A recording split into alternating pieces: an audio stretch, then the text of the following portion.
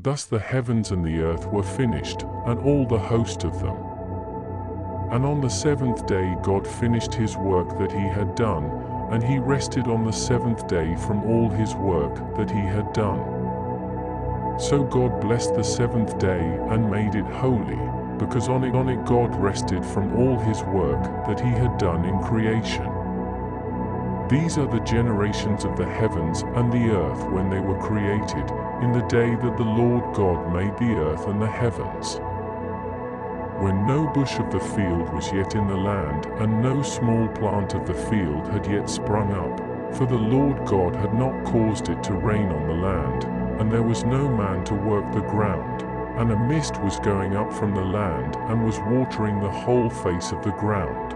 Then the Lord God formed the man of dust from the ground, and breathed into his nostrils the breath of life, and the man became a living creature.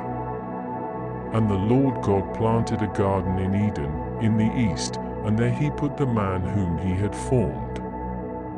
And out of the ground the Lord God made to spring up every tree that is pleasant to the sight and good for food. The tree of life was in the midst of the garden, and the tree of the knowledge of good and evil. A river flowed out of Eden to water the garden, and there it divided and became 4 rivers. The name of the first is the Pishon. It is the one that flowed around the whole land of Havilah, where there is gold. And the gold of that land is good, Bdellium and onyx stone are there. The name of the second river is the Gihon. It is the one that flowed around the whole land of Cush. And the name of the third river is the Tigris, which flows east of Assyria. And the fourth river is the Euphrates. The Lord God took the man and put him in the Garden of Eden to work it and keep it. And the Lord God commanded the man, saying, You may surely eat of every tree of the garden, but of the tree of the knowledge of good and evil you shall not eat, for in the day that you eat of it you shall surely die. Then the Lord God said, It is not good that the man should be alone. I will make him a helper fit for him.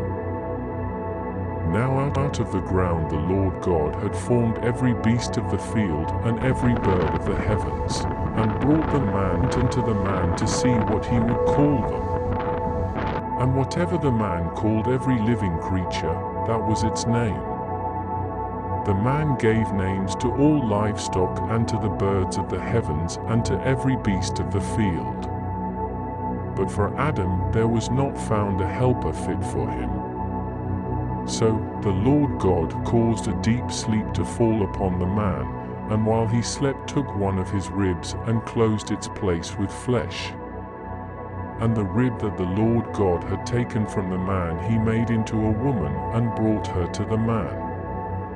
Then the man said, This at last is bone of my bones and flesh of my flesh. She shall be called woman, because she was taken out of man. Therefore a man shall leave his father and his mother, and hold fast to his wife, and they shall become one flesh.